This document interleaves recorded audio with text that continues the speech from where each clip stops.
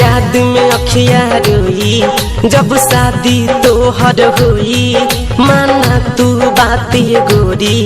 ना रही अपन कोई रे मर जाई छोड़ के जैबू हो मरल हमर पैबू हो बे मर जाई छोड़ के जैबू हो मरल हमर पैबू हो।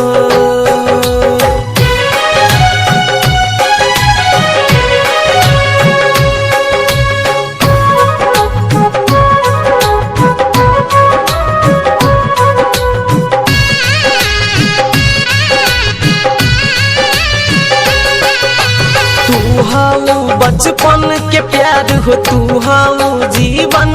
हो आस बतुहर बन बदुल है तू हमर दुल्हन